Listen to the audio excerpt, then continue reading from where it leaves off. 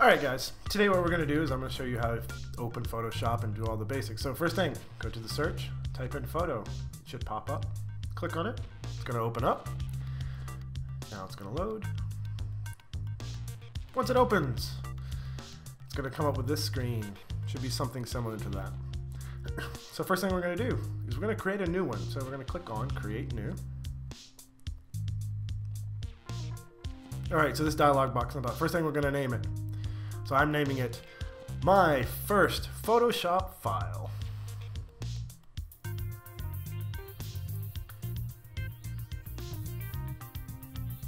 So now we have to set how big it is. So I like to work in pixels because we're using it for digital display. If you're working in print, you'd use inches, but here we're going to put it 800 pixels wide, and I'm going to put 800 pixels tall. Now it's square, so the orientation to the side there doesn't really matter. And also the pixels per square inch don't matter either because we're setting it directly to the number of pixels. We're going to keep the background color as black and click create. So it opens up. So now I've already created something. I'm going to drop this in there as a little cut in the video. So here's something just so we can see the different effects that different things have. So come over here and I'm going to turn on this group. Now you can create whatever you want in here. It's up to you. This is your file. But first thing we're going to do is I'm going to tell you the difference between canvas size and image size. So we're going to start with image size. So this sets how many. Now right now it's set to inches, so we're going to change it back to pixels. So it goes back to the 800 that we looked at before. So, and this tells me whether it locks in though. So if I click that off, it would change and I could change the ratio. But right now, so now I'm going to change it to 600. So if I change the image size, the whole thing changes. And now I've got my ruler set to pixels, so it shows you exactly. So it's 600 pixels wide by 600 pixels tall. But what happens if we do canvas size?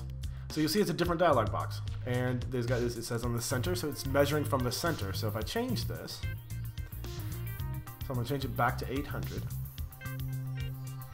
Click OK. Now it gets bigger and it fills in that spot, but the image itself didn't change, just the canvas, the size of the thing. So, and you'll notice the color there, the pink came because that's our background color that we selected over there on the left. So I'm going to undo this. And so that's how you can go to edit, undo. Now I'm going to redo this so I can show you a different option. So we also have history, that little button up there at the top, and I'm going to drag it down so you can see all this. So this has everything I've had. Now, most of it's usually set to the last 20 steps, so I can go back 1 or I can go back 4, but I'm just going to go back 1. Alright, so we've got this pink color in there. That's where it came from originally. Now we're going to change it. I'm going to pick a different color. But look, I can actually, if I go outside of it, it gives me the color picker, and it's going to pick that color that I've already created. So now let's go back into canvas size this time. So I'm going to change this back to 800. And the color is different. See, that's where the color comes from. So I'm going to change this to black and white. And there's a little button there that says there's a little black and white that changes both those colors to black and white. So go back up, canvas size now. Image size. So if we go to image size, now I'm going to change this back to 600. And see how it shrinks. It doesn't add any more color.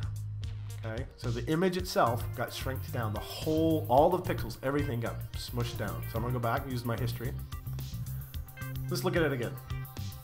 So if I go to canvas size, okay, I've got it. I'm going to go to the, let's go down to 600 again. Click OK. Proceed. Now see, this says what it's going to do is going to clip it off.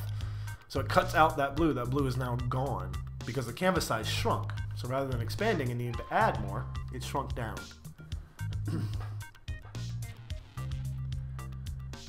Look at this a couple more times. So canvas size.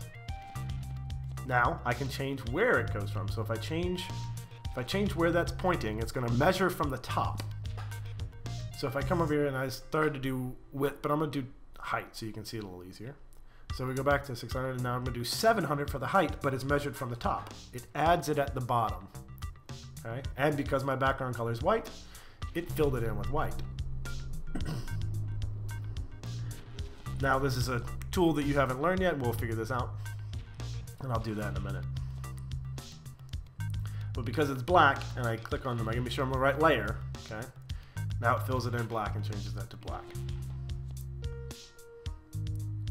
So image size, now it's 600 and 700. So if I shrink this and I uncheck that, which locks it in place, now I can change the ratio and put it at 600. See what it does when it was out of scale and now I'm putting it back to square. See how it changes the shape of that? It squishes and changes all of the pixels in there. So that's what happens. That's the major difference between canvas size and image size. Image size affects all of the pixels in there. Canvas size just affects how big your canvas, like a painting is. So we go back and we're going to take it from the top, put it back to square, 600. And see, it proceeds to clip, but it doesn't alter the actual shape. Now time to save. So you have the option of save or save as. Save means that it's going to save it with the same name. Same as means you can change the name. Save as, you can still change it and overwrite what you've already done. So here's it is. So here's the menu down at the bottom. So we got options of different ways to save. So the Photoshop file we just had. So you'll see some common ones, JPEG. You're also going to see PNG or PDF and PNG. Other major options. We're going to keep this as Photoshop because that's what this one's about. So we keep that. We click, once we're done, we click Save. Click OK because it's just asking you if you want to make sure it's compatible with other types of Photoshop. So now, let's minimize Photoshop. Now we're going to go into Google Drive.